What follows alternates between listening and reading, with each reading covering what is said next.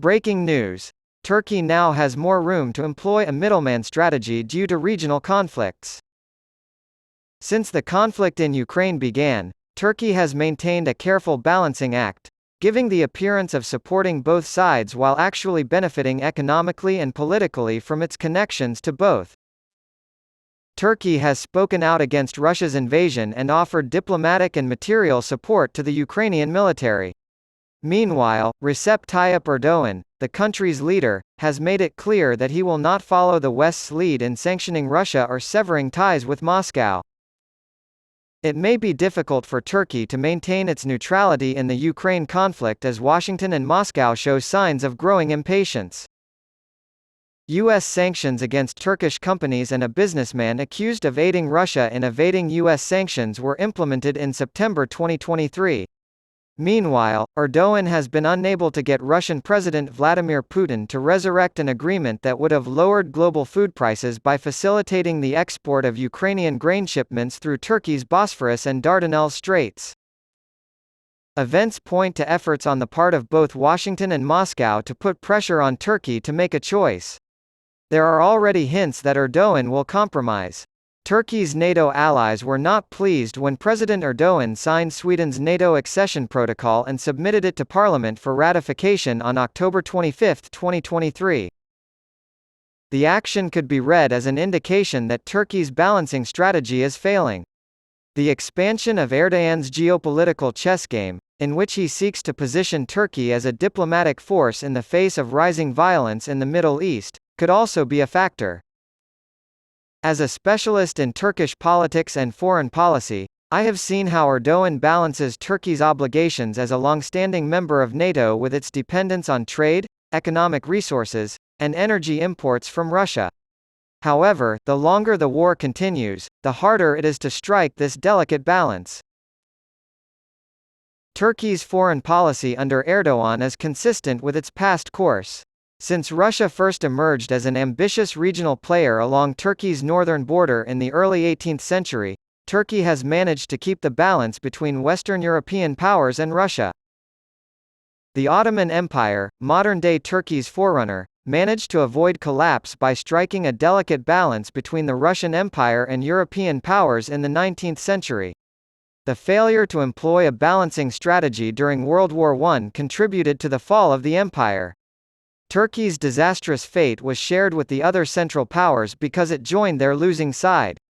However, Turkey was able to avoid major damage during World War II thanks to its policy of neutrality.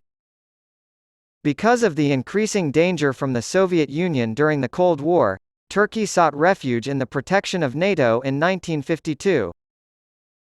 After the Soviet threat subsided in the 1990s, Ankara sought more independence in its foreign policy. Yet, until the early 2010s, it remained aligned with U.S. policies in the Middle East and the Balkans due to a lack of economic and military resources and domestic political will to fully realize this ambition. However, the 2016 coup attempt against Erdoğan and subsequent U.S. support for Kurdish forces in northern Syria affiliated with the militant separatist Kurdistan Workers' Party marked the beginning of a more antagonistic relationship between Washington and Ankara. After the attempted coup, Erdoğan publicly acknowledged Putin's support and began courting him, accusing the United States and its Persian Gulf allies of being behind it. U.S. sanctions against Turkey's defense industry followed Ankara's purchase of S-400 surface-to-air missiles manufactured in Russia. This forced Turkey out of the F-35 Joint Strike Fighter program. Critics say Turkey's proximity to Russia, along with its repeated military interventions in Syria, has made it an unreliable partner in the North Atlantic Alliance. But Ankara's dalliance with Moscow quickly hit a stalemate. After Russian bombing killed 34 Turkish soldiers in northern Syria in February 2020, Ankara made new efforts to mend fences with Washington. The Biden administration was hesitant to reset relations because of worries about Erdoğan's increasingly autocratic rule. Erdoğan's delicate balancing act received a welcome boost from the conflict in Ukraine. Having strong ties with Ukraine and other Black Sea states, as well as control over two major straits, gave Turkey considerable leverage for a nuanced and neutral approach. It appears that Erdogan hoped that improving relations with Russia and continuing to sell weapons to Ukraine would help the faltering Turkish economy and improve his standing in the West. However, Washington and Brussels were displeased by Erdogan's early decision to block Sweden and Finland's entry into NATO. It was unclear whether Turkey could maintain its delicate balancing act as the Ukraine conflict dragged on and Erdogan's popularity at home declined in the run-up to the May 2023 elections. Erdogan has sought political and financial backing from the West and the Persian Gulf. He also negotiated trade agreements with Turkey's Middle Eastern rivals, Saudi Arabia and the United Arab Emirates, both of which are Western allies. Erdogan announced his new cabinet, which had a decidedly pro-Western slant, in the summer of 2023.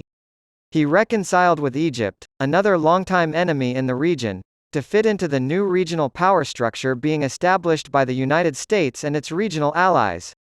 At the NATO summit in Vilnius, Lithuania, in July 2023, Erdogan declared that he was lifting his veto on Sweden's membership in the alliance. Because of Erdogan's pro-Western stance, Western leaders have taken a cautiously optimistic stance, employing both incentives and punitive measures, such as a $35 billion United States dollars World Bank credit to help Turkey's economy and penalties for Turkish entities that violate U.S. sanctions. The latter has been interpreted as a clear call for Ankara to make up its mind about the direction of its foreign policy. The message Putin sent to Erdogan was very similar. Putin decided against renewing the Ukrainian grain deal, which Erdogan had successfully brokered, in part because he was disappointed by Turkey's reconciliation with the West. It was a major setback for Erdogan, who had hoped to play a mediating role between Russia and Ukraine. Even though Erdogan is getting pushback from the United States and Russia, this may not spell the end of his middleman strategy. Erdogan can maintain and even expand a strategy of neutrality among regional and global actors thanks to Turkey's location on the Europe-Asia boundary and historical ties to neighboring regions. Two current examples are the situation in the South Caucasus and the growing tensions between Israel and Hamas in the Gaza Strip. They make Erdogan's balancing act more difficult, but give him more room to maneuver. The military offensive by Azerbaijan in Nagorno-Karabakh, which has been strongly supported by Turkey, has revealed Russia's dwindling influence in the region and dealt a major geopolitical setback to Iran. In the meantime, Erdogan's connections to both Hamas and the Israeli government position him to act as a mediator in the region.